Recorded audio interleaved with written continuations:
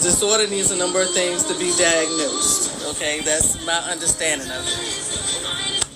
Narcissism, narcissistic personality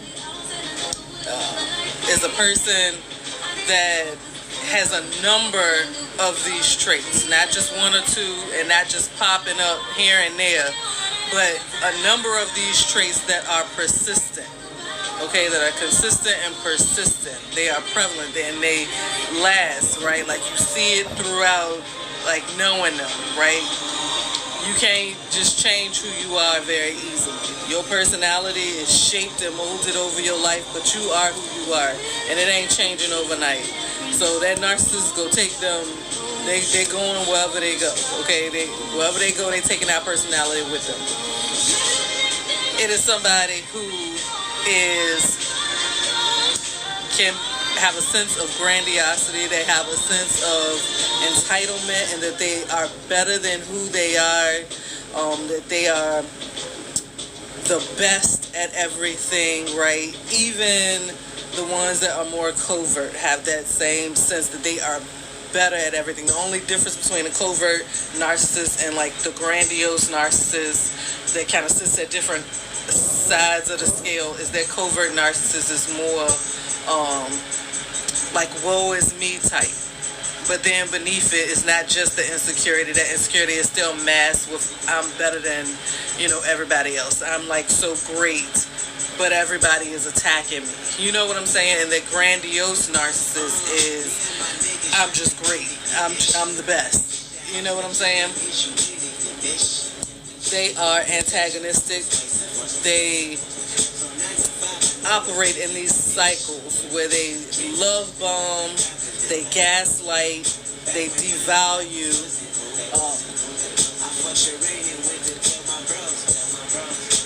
And these things it happens in patterns with these people with these personality types. Hey, Carlos. How you doing, Cherry? Now, narcissism. Okay, well, first, let me look up the psychologist's definition of it. I actually have a book that was written by a psychologist, like one of the leading people and one of the leading minds in narcissistic personality disorder, Dr. Romney. Okay, she is an actual psychologist that has been doing this for years. And this is her book, It's Not You.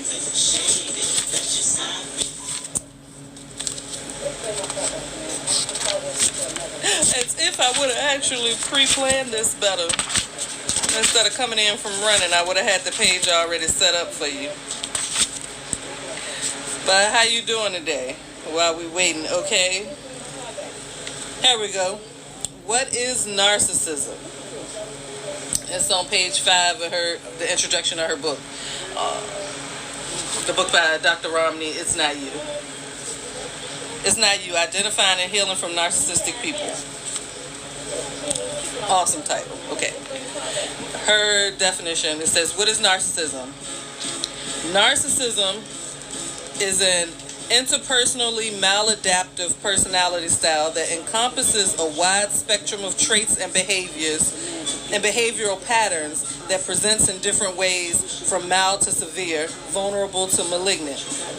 What separates a narcissistic person from someone who is self-centered or vain or entitled is the consistency and sheer number of these traits in one person. Okay? So somebody just being an asshole doesn't make them a narcissist. Although all narcissists are assholes. Okay. Just being superficial doesn't mean that someone is a narcissist. It is also looking at the function of these traits, which is to protect the narcissistic person. Okay, the narcissist has these traits is to protect themselves. They form these traits to protect themselves or adapt these traits. Narcissism is about a deep insecurity and fragility offset by maneuvers like domination, manipulation, and gaslighting, which allow the narcissistic person to stay in control. The vulnerable the variable empathy and lack of self-awareness mean that they do not stop to consider the harm their behavior is creating for other people. The traits aren't really the issue, but rather how these people's traits translate into consistently harmful behaviors. Because traits, especially those in a rigid and unaware personality style such as narcissism, really do not change. The behavior is also unlikely to change. And because there is such a wide spectrum of narcissism, from mild to severe, we may have very different experiences as this personality style in our relationships. The middle of the spectrum though is bad enough these days to take a toll and good enough to keep you hooked. Is where many people get stuck, and that moderate narcissism is where we'll focus. Let's take a closer look at some of these traits. Get this book, okay? Get this book. I have no affiliate link, although I wish to one day. I've never met her in person, but I have studied her work. I'm reading this book. It is freaking awesome. Okay. Now, where I want to go with this topic today and what I was exploring, right? Because a lot of people have this issue. A lot of people call out narcissism. What is the name of it? It's Not You. It's called It's Not You. Identifying and Healing from Narcissistic People by Dr. Romney. Romney Darvu. I'm sorry, I'm going to end up butchering her name. Devarsula. Dr. Romney. I'm going to see if I can make this work. Bam.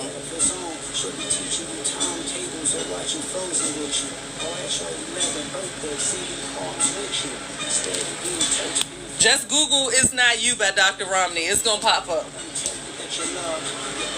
Thank you for the likes. Okay, so you get into these relationships with these people and it's hard to get out, okay? Specifically romantic relationships, but it's not just limited to romantic relationships, because people with this personality style, you take your personality with you everywhere you go. And you have all sorts of relationships out in the world, right? Personal relationships, business relationships, everything in between. The same thing with the person that has a narcissistic personality. So that means they're being a narcissist with that spouse, with their kids, with their parents, with their children. They've been a narcissist with their neighbors, with people that they work with. You know what I'm saying? They may pick and choose who they show which side of them to and how soon they begin to show it to that person. But the real them always comes out. Like, they can't wear that mask forever. You just hang around them long enough, spend enough time with them, the mask will come off. Right. Yes. Now, and it's crazy because they'll drive you down. A lot of people are able to get out of these relationships, but some people are not able to get out of these relationships. And that is the case that my family is experiencing personally. Okay, my cousin's son was in a relationship with somebody that drove him down. A good person from the time he was a kid. Just bright, fun-loving. He was one of the kids in the family who always liked to lighten the mood, right? He see people that he loved down. He always wanted to tell a joke or do something or say something to make them, happy. Unfortunately, the family that we come from, there are people in the family that are narcissists. Okay? My mom being one of them. And because of these family dynamics, because of these narcissistic family dynamics, and my family is a close family, okay? As my generation has getting older, it seems people are spreading out more, but our family has always been a close family. My grandma's kids have always been close, so we've been always close with our cousins. As we started having children, our children pretty much grew up together, up until the point that I realized the craziness in the family, and I pulled my kids away. So for a while, I was unaware of things that was going on in my family. I just kind of saw and heard things from a distance, right? Because our kids grew up together. Our kids are second cousins. They're that next generation, and they grew up together, some of them as if they were siblings. So ain't no just pulling them apart because the parents having issues and the grandparents, having issues, and these generational things that's passing down. So my kids stayed in contact with people, and I didn't want them to not be in touch with our cousins. It wasn't that generation's fault. You know what I'm saying? Shit, the stuff that happened to us wasn't our fault. But as adults, we have a responsibility to get things right. And just for my sanity and for the well-being of my children, I had to pull away. But the kids stayed in contact, which I'm glad that they did. My cousin ended up on drugs. He ended up addicted to drugs. The last part of his life, he was actually getting better. He went to rehab. He was clean. He was healthier than he had ever been, okay? Except this relationship. That is the trauma bonding part. That's why it's important to get yourself together and to be accountable, not just to yourself, but to those around you that you love, right? Because it happens at the core. It starts at the core, from childhood. And if you have these certain traumas, it's what you're used to. It creates your whole world. You know what I'm saying? As a child, that becomes your whole world.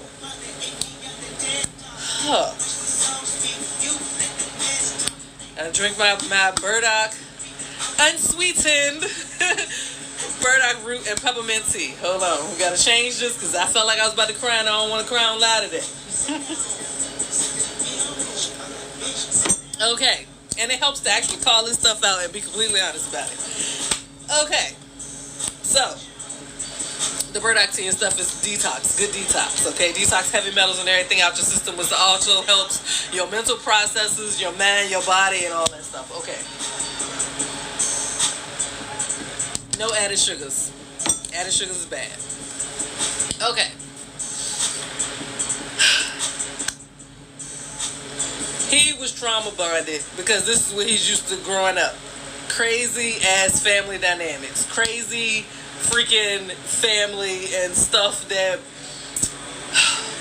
we tried to pray away. Okay?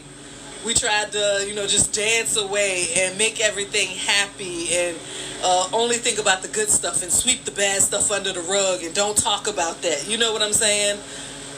It's toxic and crazy, and everybody had their own response to it, their own reaction to it. For him, he ended up in this horrible last relationship, okay? That is the trauma bond. He was bonded to his trauma that led him to be in this relationship with this chick who I believe is a narcissist. Just based on what the family is saying, the events, the things that's happened. And I don't want to go into too much detail about her. But I will talk about the things that happened that led to this, because people need to know so that they can avoid it. So just to save people's lives, so you can save your life, okay? You need to know this. This is where it leads to. You think that it's the drug. Drugs fuck your body up and it fucks your mind up. But that ain't the only thing, okay? He got clean. He still ended up dying.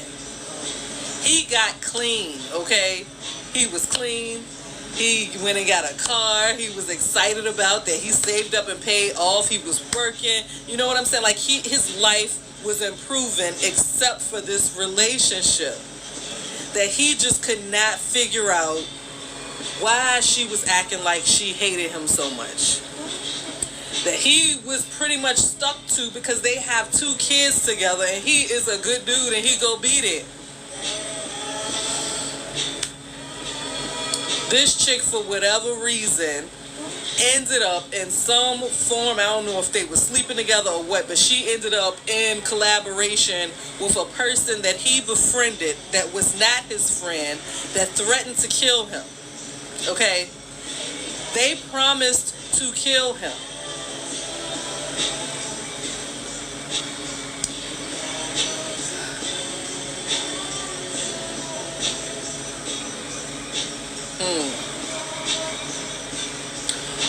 One of the hardest things, one of the important things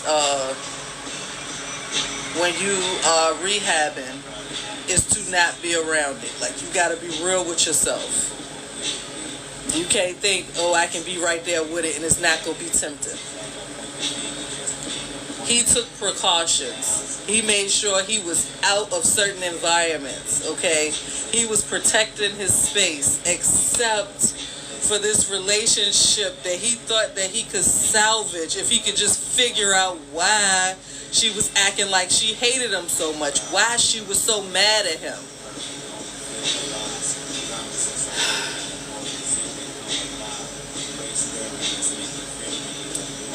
Yeah.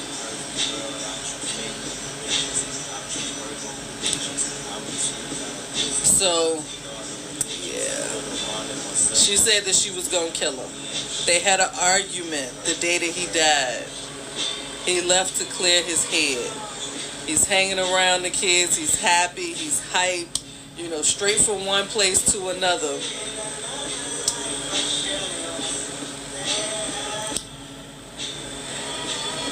He found drugs in his stuff. It is believed that she put it in there, knowing that he was in a vulnerable state.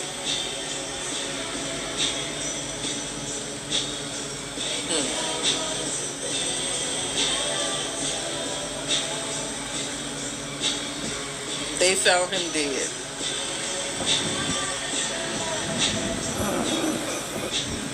In the freaking house, like crazy. Sad, fucked up. I believe he would be doing well if it was not for her, if he was not around her, if he was able, if it wasn't for the childhood, if he was able to heal from the childhood, and even after coming in contact with her, if he was able to get away from her, and get away, he was doing good. He had no desire to go back. He was determined. He was sober for a minute.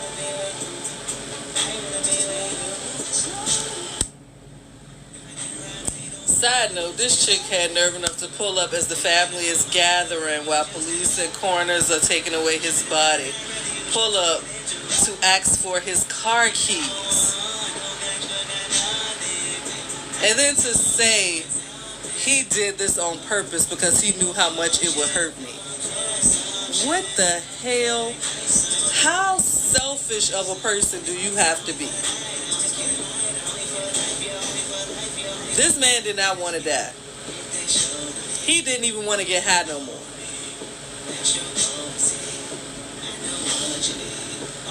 Your concern is coming to get his car that he worked hard and paid for, that's in his name. Don't care about the family. Don't care that he dead.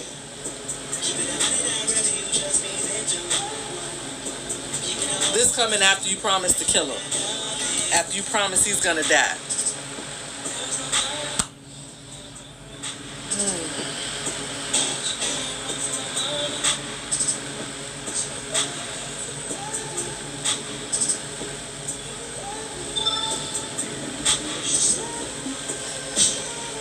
Okay.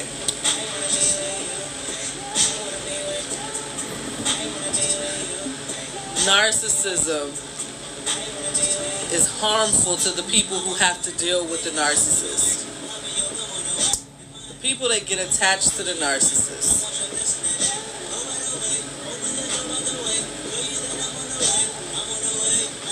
that have you stuck, waiting for that good person to come back. Because it's hard to believe that somebody that you believed loved you never really loved you, that it was all a con. It was all fake just so they can get you where they want you. So that they can get that supply, so that they can use you and drain you to make themselves feel better. Because all of these things give them a sense of power and control that makes them feel better. They don't care about the other person. They don't care about you. That's on a personal level. That's on an individual, personal level. I'm talking about narcissism. Then my mind pattern, where I go, I see things on different scales, and I see things all together. Thank you, Martha. Thank y'all for joining. Thank y'all for joining. I don't not see you guys. I'm just in thought. Happy Saturday. Happy holiday weekend. Oh, on a larger scale, it is the same thing. Okay? It is the same thing. Just like with anything else. You have, you got a happy person, right? They bring joy to other people. You got a person that's just genuinely happy, right? They bring joy to other people. Now, you got 2-3 happy people that join together, right? The whole situation is a burst of amazing, happy energy, right? Even if they not hyper, even if they just chill as happy people, right? It's like just magnified, right? The same thing with narcissism and narcissistic personalities. When those people get together, they create systems, narcissistic systems, okay? These systems are dangerous.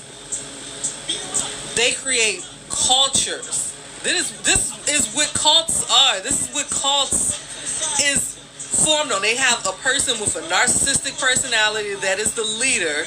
They may have a couple of other narcissists that's around, that's the more submissive personalities in the group. And then they have the people that they have brainwashed. They have the people that they have gathered together, right? That they're using, the people that bought into their lie. Those are the followers. They pick certain personality types out of those followers and they give them positions. They know they can keep them in these positions based on different things because they have that loyalty. Because the person themselves is a narcissist, so they know how to get to them. They know how to make them feel important, right? By putting them into these different positions so they can have a sense of control over those other followers. They give them certain treats and rewards that'll keep them going. They use certain domination tactics to keep them in check. These are narcissistic systems. These are cults. They are everywhere. They are within every genre. It could be that mommy group at your kid's school, okay? It could be that group of people on your job, right? That like to huddle together and do little shit, say little antagonistic shit to other people, kind of work they dirt around just so they can feel important, feel big. You know what I'm saying?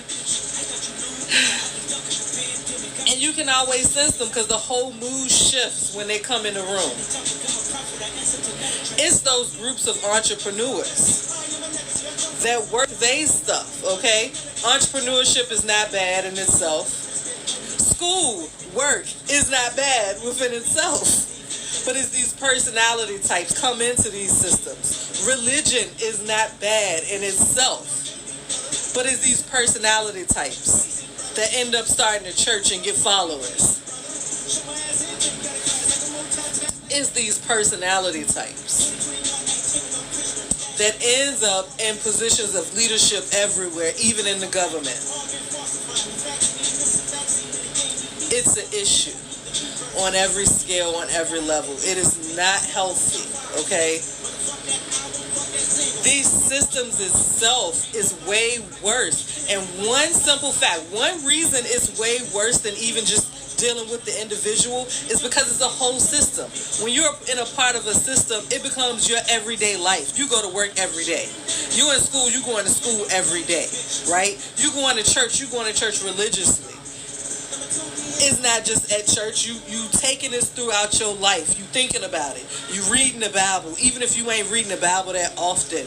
Like, you're praising, you're thinking about it, and you're setting up your whole life based on these things. And entrepreneurship, when you are trying to change your mindset and get into, become the person that you need to become in order to seek that wealth, in order to stay consistent and work on these things and be able to get out and network, when you're learning these things, you have to surround yourself. You have to drench yourself in the information. You have to get into these environments and be around these people. If these environments and these people are filled with narcissistic personality types, as opposed to altruistic or empathic or, just kind, caring, loving personalities, if instead they are narcissistic in nature, it becomes your whole world. Your world, it becomes like a twilight zone. You start to think that this is just how life is. And just like when you are in that relationship, in that individual relationship with a single person that's a narcissist and it's hard to get away, and you constantly waiting for that original them to come back, that original part of them that they showed you, that representative that they showed you, that is the love bombing one, right? That you didn't even identify as love bombing. It just felt great to get all the attention, the admiration, all the love that they were showering you with. You trying to get that person back after the flip. And these particular groups, the flip becomes, now instead of them living up to these promises that they made, that's just the carrot that they dangling along, right? Now instead they are ignoring you, right? You doing everything that they say to do, but instead of them helping you, because this is a network and they're bigging each other up, you doing all the things and you're supporting them, and you become now loudest cheerleader, and instead of them supporting you, they turn and take your ideas. They completely mute you out, right? You're moving in these circles, and instead of them sharing your stuff, they're looking at your stuff all from one account, and they're talking about it, figuring out how they can incorporate it into their speeches without giving you credit. Meanwhile, you calling their name out, and you're giving them credit for what they're doing, for the information that you learned from them, which is bigging them up and driving more people to their business. But they're taking your ideas, and not once are they saying, they're not giving credit where credit is due. They're not saying where they got it from. You know what I'm saying? That is the narcissism. That's exactly what happened to me on different levels. It happened to me in my relationship with a person. It happened to me in the business relationship, going into networking with these different businesses and building myself up. It's happened on different scales. It happens to people on different scales. And now, one of the things that used to actually be a fear, especially when I was in a relationship with my ex, was the vengeance, the revenge, because that's the thing that they like to do, right? They like to get you back. You embarrass them, you call them out on something, they like to get you back, whether directly or indirectly. And I'm going to tell you, the higher they get up in society, the more sneaky they can get. The more money they have, the more people that they can pay and that they have influenced and can influence to just do that bidding for them. Translation, in the narcissistic world, with psychologists and stuff call them flying monkeys. They become the narcissist flying monkeys, whether they know or don't know. Some of them know exactly what they're doing, and it becomes like herd mentality. They get in these groups and they feel important. They're like, even if the person isn't a narcissist, because now they're finally getting attention from the narcissistic personalities in that group, now they feeling big. They're like, yes, all my hard work done paid off. They was ignoring me, but now they need to come to me, right? Now they using me. All using ain't bad, okay? Abusing is bad. Using for wrong purpose, for ill intentions is bad. You want to be used. You use these resources, you want to be used as a resource. It feels good. It feels good. But you don't want your goodwill and your good intentions to be used to hurt somebody else. Especially people that don't deserve it. That's not good usury. Okay? There's nothing good about that. But it is so tempting to want to allow yourself to be used by these people, especially after you done spent money, you done spent time, your energy, and everything pouring into these systems, pouring into these people and these businesses, joining their lives, joining their Zooms, going to their network marketing events, doing all the things that they said that if you do, you will get this certain level of riches. If they don't feel a need, if they don't feel like you're useful to them, no matter how good of an idea you have, if you are not useful to them, or if you pose a threat to them, they will take your ideas and they will mute you out. But those people that become flying monkeys, once they all have a target that they can use as their supply, that they can build off of,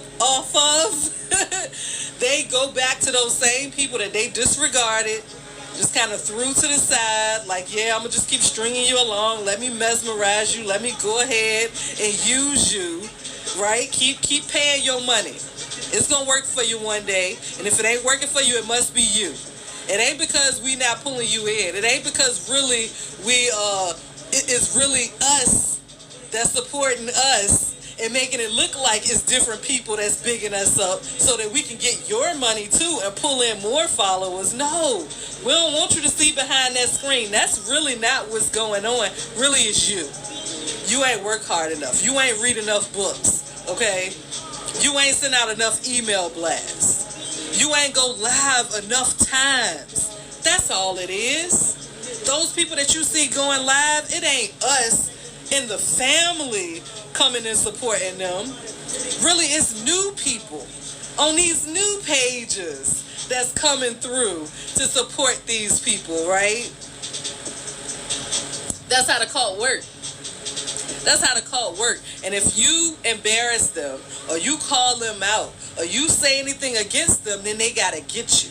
And they go use these other people. They will use you in order to attack this person. But is that really you? Pay attention to who you following. Is that really what you want to do? I don't think it is, okay? Because at this day and age, in this age of truth, you've really got to be careful who you attacking, okay? Look.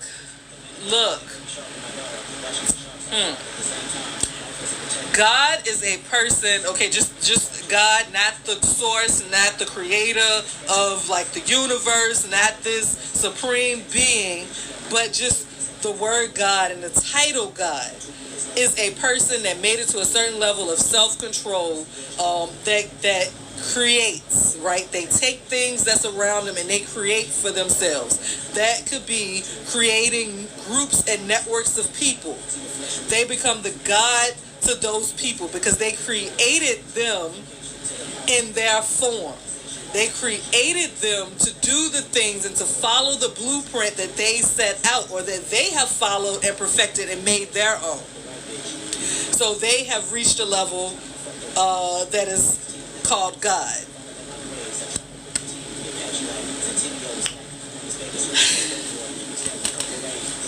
Okay, not all gods are good. That's part of that mask, okay? That's part of that mask that they hide behind. That's the part of that fig tree that they sewed together, them fig leaves. That's the mask, the lie that they good, that God is good and God is good all the time and all the time God is good. No. That ain't true, okay? And certain belief systems, that devil character, that Satan character, Belteshazzar, those demons, their God of the underworld, their God. It's all types of gods, okay? And the gods fight against each other. Not all gods are one, okay?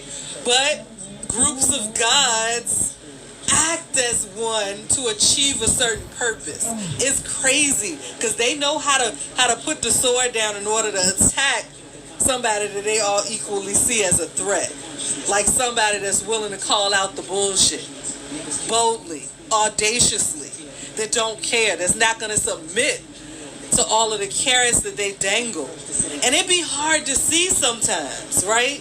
Because especially if they have the power, if they have the education, the knowledge source, the skill, years in the game of manipulation, they don't even have to be licensed psychologists. But you pick up on these tips and these tricks, right, of psychology. But instead of them using it for good, they use it for their own purpose. And they know how to work together in order to get a person. And they will fight over a soul. They will fight over a person or a group of people, just like like dogs fighting over a piece of meat. That's exactly what they would do. They got you. They got you like in their hooks, and they'll sit there and toy with you. Play around. You ever seen a cat play with a mouse? Or a dog play with like a squirrel or something that it caught? They ain't trying to kill it right away, but they just playing with it. Bite it, hold it in submission, right? They'll bruise it a little bit. Then when it sits still and play dead, instead of trying to get away, then they'll just kind of slap it around. It'd be very antagonistic. Play games like to poke fun. Get other people. Oh, it's just all in good humor. You don't have a sense of humor. You need to just relax. Laugh it off. They just make it. And the person that's telling the jokes, right? The person that's saying these things in their speeches as they're singing their songs, telling their stories, doing what they do, putting out the messages to the world that they have to help people. And they incorporate these things in there, these ideas, and not just the ideas, but it's the phrasing. They'll use key phrases, and those phrases are set up around the narcissist bait. The narcissistic persons or groups, that play toy, that kill, that prey. You know what I'm saying? What they're going after, or who they're going after. And it'll be based on that person's personality. It'll be based on the things that person say. The things that, whether they implant it or whether they just hear it coming from that person, the things that they know will resonate with that person. So that when they hear it out in other places, it'll produce something negative in the person's mind. So you thinking that you helping, the person is sitting like in Twilight Zone. Now they don't know who's friend or foe, who's enemy, who's a part of this group and who's not a part of this group, because they just keep hearing the same thing over and over again. So now when you think you helping a person and a person is getting defensive, now those backstories, those lies that they done told you that you heard about that person, now you think that it's true. Maybe they the narcissist. They just have these fits of rage. The symptoms of narcissistic abuse is pretty much, it's a lot like depression. It's a lot like symptoms of like alcoholism and drug abuse and all of that stuff. It is so freaking wild. It's crazy. It's crazy. But you gotta see so you won't be okay. Microcosm, macrocosm is the same thing on every level. So I could just use my relationship, my past relationship as an example. When we was together, he would attack you. He would say these things, talk down to me, all of this stuff. He's a very intelligent person. He knows a lot, very knowledgeable. He uses that against you, okay? He would use that against me. He would, feed me information and stuff like that. If it be something, dealing with a belief system or interpretation of certain knowledge that you just don't agree with, or that I just didn't agree with. Because I didn't agree with him, he would attack. If I came up with something that was like, I don't know if it ruined his aha moment, or if it was a moment that he got that aha moment, but he got it from me, it's almost like he would get intimidated. He would talk down to me, make me feel stupid for it, but then I would hear him out on his soapbox teaching other people that very same thing. This is the same thing that happened on different scales. That happens within these organizations. Religious organizations, business organizations, like just different groups, period. All these cults, these different types of cults or cultures. That's what happens. When it's somebody out in the street that he's dealt with that's disagreed with him, that he don't like for whatever reason it is. It's different reasons depending on whatever it is. It made him feel away, feel like he lost control, feel like he's insecure, or revealed his insecurities or something like that. He would attack that person. He would go on those campaigns just like he would do with me. He would do it with those people. He would come back to me. Now, I may know these people, I may not know these people. I may see them out and about. I may never have seen them or heard of them before. But he's coming back telling me these stories about these people and telling me it from his perspective, right? From his perception. And the first thing that I would do until I learned was I'm jumping in with them. I'm like, hell yeah, why would they do that to you? They don't know who you are? Oh, they stupid. Fuck them. You know what I'm saying? Like, whatever it is, showing him like, I got your back. Now, I can't just hold it in. I can't, like, be myself like, damn, I can't be, like, comforting to him. I got to jump on and be just as angry as he is. Like, this is crazy. You know what I'm saying? Just so that I won't be attacked. So he won't look at me like, oh, you trying to calm me down. You trying to bring peace to me. That must mean you my enemy too. That's how I saw it. So I had to get angry right along with him. Until I started realizing or started going out into certain places. I started vending and I started seeing these people. I started going to these events, or I started just like opening my eyes at these events, because since we was together, we was going to these events. I like started him in certain like debating events and stuff like that in that city. And I started opening my eyes and seeing these people. Instead of seeing these people through his eyes and through his stories, I started seeing these people through my own eyes. And I'm like, hold on, this person ain't a bad person. Then I started looking back at these situations, and I'm like, oh, that sounds familiar, because he did the same thing to me. So this is what he had me doing to these people. Like, he had me attacking these people, or like going off and defending him against these people who won't really hurting him. Then I started seeing people and their aggressions towards me, and I'm like, I don't even know these people. Who are you? Oh, now I see the link in social media. Oh, you was right. You was at that event. You did. You was the one that bought them clothes. You was the DJ. Look, you know what I'm saying? This is just examples. It won't like exactly the person that was a DJ or the person that bought the clothes or whatever. But it's these people that I started recognizing from different positions that was around us over the years in different events. And I'm like, oh, you was there. I didn't even realize you was that close to him. So now he's going on these campaigns. That means he was talking behind my back to you about these things, lying about different stuff. And now you attacking me like I did something to you or him. It's crazy. And it be these same things in these situations. For me personally, as far as business, the things that have come back to me in different ways has been stuff like, well, one, different things about my personality and who I am. I must be the narcissist. I'm just disagreeable. I'm always angry because of how I talk, because of how I express my passions and stuff like that. So I'm the angry one because I'm not putting on this fake, soft, sweet voice. Okay? I'm in my masculine. You know, I'm not a feminine being. I'm too manly or something because of how I talk, right? Or because of how I present myself.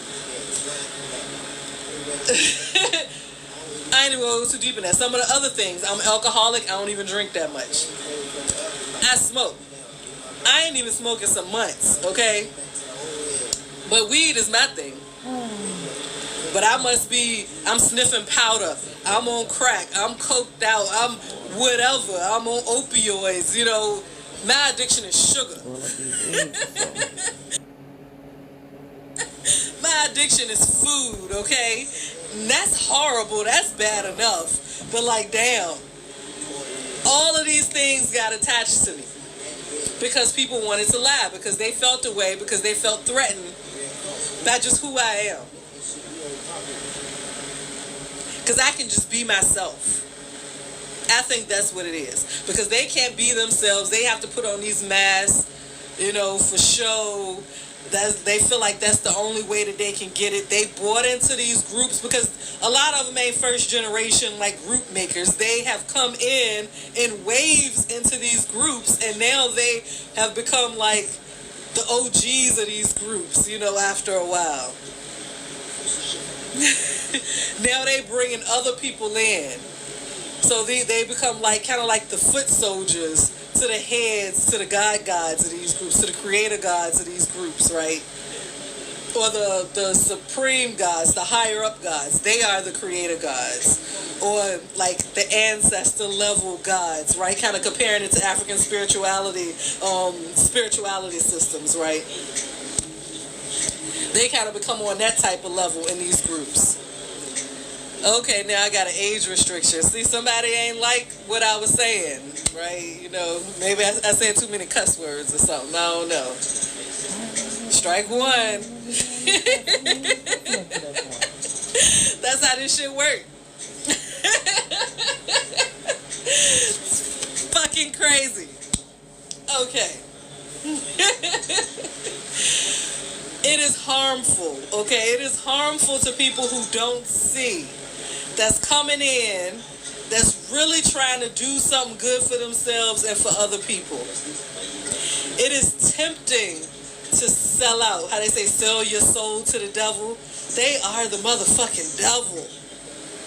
And it is hard to not sell your soul when you originally bought in. You believe the love bombing. You believe these things from the start. Okay, so I gotta drag the puzzle over, let them know I'm here and I'm a person. And it's crazy. And you get trapped in Twilight Zone and you get caught in thinking, what could I do better? As opposed to maybe the people that I'm following is the problem, not me. Maybe I could take some of these things, and that's the best lie. Growing up, I don't know who I first heard it from, but the best lie has truths in it. The best lie is told with truths. It's formed around truths. So they take the truth of these things, right? They take some things they pull out of actuality that's true about people's personality, that's true about like the nature of existence, that's true about biology, and they wrap it in lies, okay? One of the lies off top is that in order for you to heal, in order for you to grow, you must forgive the person that hurt you. You must forgive your abuser. That is a lie. The Bible does not say that. Psychology does not say that. It is a freaking lie, okay? It is insane to say that you have to forgive your abuser. Not forgiving a person is not the same as taking poison and expecting somebody else to die. Constantly holding on to anger and resentment is kind of like taking poison and expecting the other person to die. You don't have to forgive them to release that anger. You do not have to forgive them to no longer resent them. You can come to a place that I've heard psychologists use as indifference. You can come to a place of indifference where you ain't hating them and you ain't loving them. Okay? You just regular. You just kind of like, I don't care whether they live or die. And that is okay. That is so okay. And what it takes you to get there, it's all based on you. It happens in your own time. Everybody had that grieving process. Everybody had our process, right, of healing, of coming to the real. Once you come to the realization of it, you have to grieve the death of that thing that you thought existed. Because now what has to be born in your mind is the reality of who they are. So you have to grieve that death. They was never those noble people. They were never those integral people. They were never those people that really loved you and that really wanted to do good for you. They never cared. Okay? And you have to grieve that. And you have to allow to be born in your mind the true identity. When a person show you who they are, believe them. You have to come to believe it. And that process for everybody is different. That is that grieving process that you got to go through. It's different for everybody. And you ain't got to come to a point where you loving them. You just got to get to the point of indifference. If you get to the point of loving them, then that's great. Great. I'm happy for you, freak. That you's a powerful motherfucker. Cause look, look, my ex, I don't think I can ever say I love him again. I don't think I loved who I thought he was. I loved who he was to me when we first met. Once that mask came off, after I realized, after I went through anger and hate, now I'm at a place of indifference. Now I could care less. Now I can see him without feeling small, without making myself small, without feeling ashamed or feeling like he has some sort of power or control over me, or like I did something wrong, or like I'm a bad person. Now I can look him in the eyes and say what's up and keep the fuck on going. I ain't got to listen to you. I ain't got to hear nothing you got to say. You just another person. You just another soul walking around. Same thing with these businesses. In general, I can say, okay, you just a motherfucker with too much power and control. They live off of your fear. They want to put you in fear. They want to put you in fear, right, so that you can submit. They want to put you in fear so that they can drain you. That's how they get their energy. That's how they eat. That's how they feed their soul. Off of your fear. Okay? In the cartoons. Ooh, who was it in the cartoons that they got nourishment off of like babies' tears? It was one of those stories. Off of the tears of the babies, they got strength. Oh my goodness. Oh my goodness. That's how they are. They feed off of your fear, off of your sadness. It makes them feel powerful. Because if they can move your emotions around, they can drag you around by your emotions, they control you. Your emotions and your thoughts are tied together, are closely tied together. So if they can control your emotions, they control your thoughts. If they can put these pins, it's called pins, or what is it, tent poles, they can set up in your brain, in your mind. Then they can control you because they can get you to think about those things. They get somebody else to say this phrase, you see it somewhere, hear it playing in the song, it automatically sends your thought back to them, back to that thing that's associated with them, or back to some horrible thing they got you to believe about yourself, and it brings up those emotions. And now they got control over you. Because now you're stuck in your emotions and you can't think straight. You're not using your frontal lobe properly now. It's not working because now all this cortisol and all these other hormones and stuff is taking over. And you can't think straight. You just can't ration and reason because you're caught in your emotions. And that's exactly where they want you to be. So now you're looking for the answers and you can't think to get the answers. So now they're giving you the answers. That is order out of chaos. They create the chaos so that they can give you their order. It's not right order. It's not necessarily proper order. It's not order that's conducive to your growth and your well-being. It's not order that's great for society or humanity at large. It's not order that's best for the environment. Okay, this thing happens on every level. They give you their order that benefits them, the cult leaders. It don't even benefit their lieutenants. It don't even benefit their first in charge. If they lucky, they may be able to reach out their hand and get some of the drops that flow down. The only thing that is helping them do is big up. Now they got that big ego. Now they can sit there like, I'm the dork. I'm the gatekeeper. I'm the one. You got to come through me to get to God.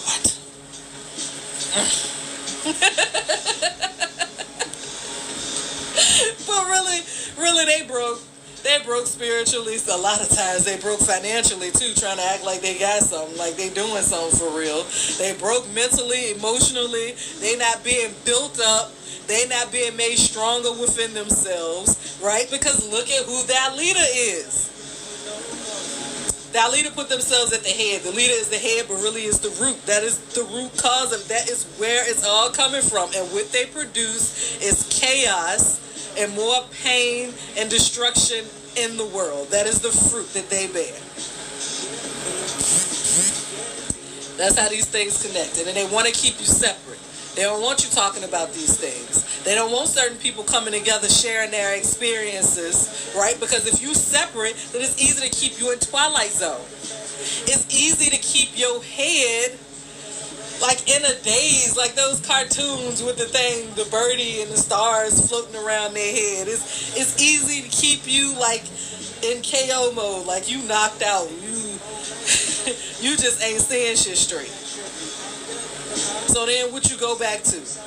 You go back to those things that you used to in childhood, those things that you've grown accustomed to, those things that you are used to that keeps you safe, which is why the easiest prey is people that comes up from fucked up households. They not the only prey now. They not at all the only prey, but they are the easiest prey. Those are the people that's looking for love. We the ones, we looking for love. We out there in the world. We trying to make things right. We trying to make things make sense. Okay, we trying to heal. We don't know what's wrong with us sometimes. We just know that it ain't right. And we know when we look around, it don't look right. Okay? So we step out of these family systems sometimes.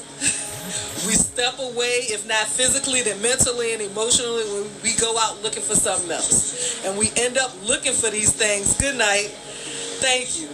We go out looking for these things in places that seem familiar to us. It feels good. It strokes that part of us that feels good and comforting. And it's very familiar to us, which is bad because what is familiar to us is bad for us. These are the things that shaped us as we growing up. What was our reality? For those people that grew up in great households, it's something that they missing. It's still something that's stroking that ego. They have like the best parents, so supportive and all of that stuff, but they still got something in them. They just ain't loving themselves properly. Because if they was, they would have seen those red flags and they would have trusted their intuition that no, I don't care how good this look, this ain't right, and I'm going in the other direction. I'm going to trust it. I don't even need proof. I don't need no proof. They just trust in these things. And they end up getting caught up in these systems too. It happens on every level. It happens on every level. And while I'm at it, because one of the things that I learned from these systems is that you got to promote yourself because ain't nobody else go do it. You gotta put it out there. So I'm gonna promote Lyphted Lyfe Inc. Okay? Lyphted Lyfe Inc. is an organization that I'm building that is void of those personality types. It is held on integrity. We are taking the truth and we are using it for goodness sake. We are using it to actually help people, to build ourselves up and to help people for real, for real. Not just as a mass, but for real, okay? The competition that we are in with each other is a healthy competition, okay? Where we're not trying to hurt each other or cut each other down. It's a competition where at the end of it, we bigging each other up. Like, yeah, you won, you beat that one, but watch me come back though. And when you come back, they like, hell yeah, you did that shit. Now let me get even better. And it's constant elevation that way. Where ain't nobody getting torn down. Where ain't nobody got to heal just from being around the other person.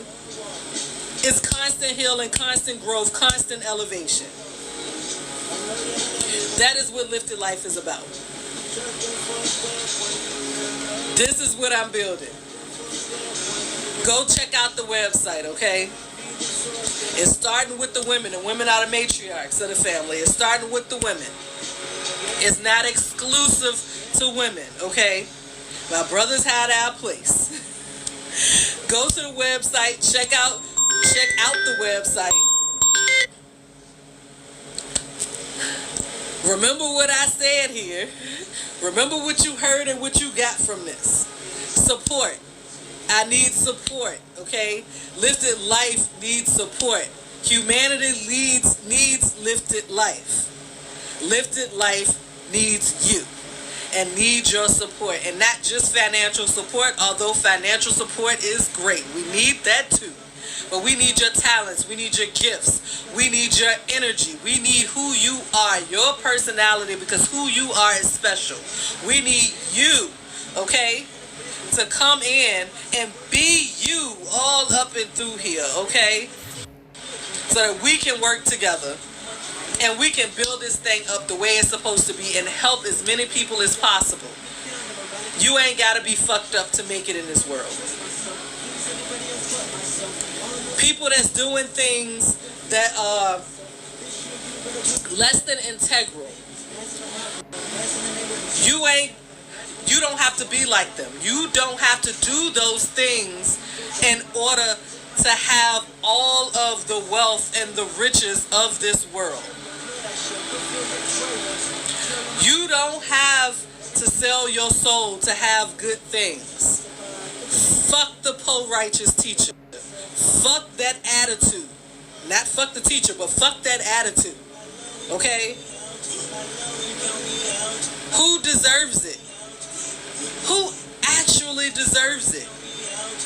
It ain't just who works for it. It's who works for it that has the right intent to help other people and to help humanity and the globe all together.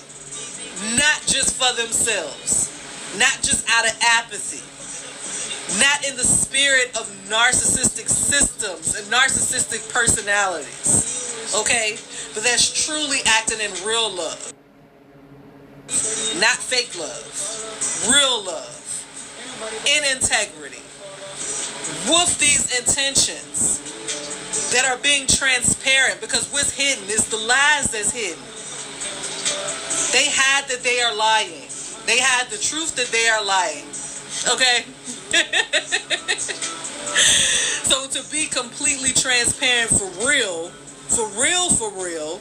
is to not just tell a few truths and then hide everything else.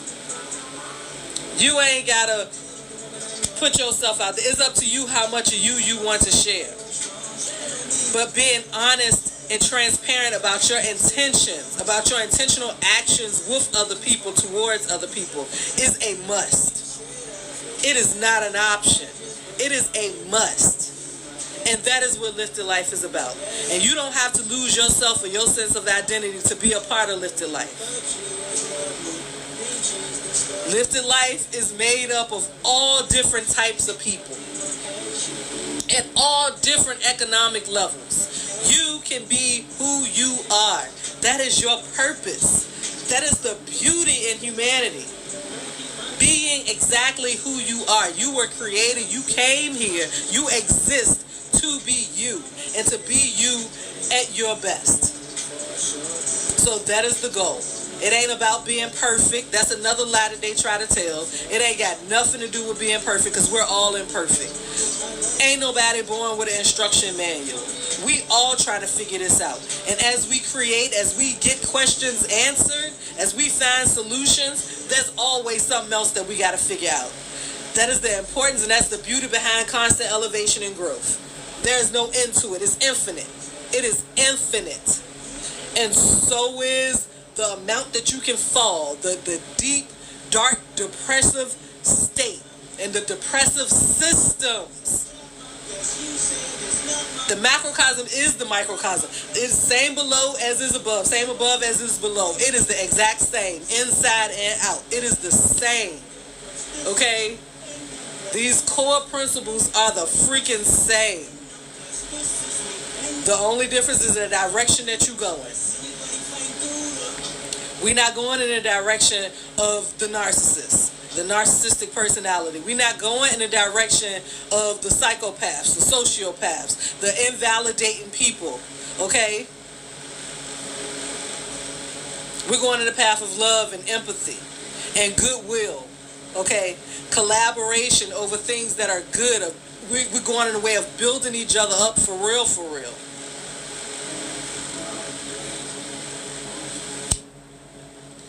Peace. Positive energy activates constant elevation. And what's crazy is that's a saying that I heard my ex say, but I don't think that he came up with it. He got it from somewhere else, and he just said it enough to me to make it seem like it came from him. But still, so very true. And that's what we're about, constant elevation. Positive energy activating constant elevation, just continual growth. For real. Like, in all truth and honesty and transparency. Alright, peace. I gotta go. I love you. I genuinely love you. I love humanity. I love life. I love all that is good. Nothing is perfect. You don't have to be perfect. Sometimes we all fall short of what they say, God's glory, right? Sometimes we all fall short. Sometimes we all get angry. Sometimes we accuse people of things. We get caught up in negative emotions. These things happen. As long as you don't have the intent, like, search your heart. Where's the person's heart at? What is that person's energy like? All of that stuff. It reads together. Energy is your emotions, is your hormones and all of that stuff, right? Every cell in your body has energy. Use energy to go. It's in every freaking cell. That is your spirit. The chemicals, the endorphins, all of that stuff flows through you. Okay? That is your soul. It all makes up who you are. They say you are not this flesh. You are the spirit and the flesh. You are all of it. Each individual has free will. Each individual has the power and the right to choose. Pay attention to who you're following. Make the right choices. That is your responsibility. To examine yourself and examine the people around you to see the choices that they make, the fruit that they produce. And then get at the root, because sometimes this shit gets tricky. All right, peace. I love you. See you next time.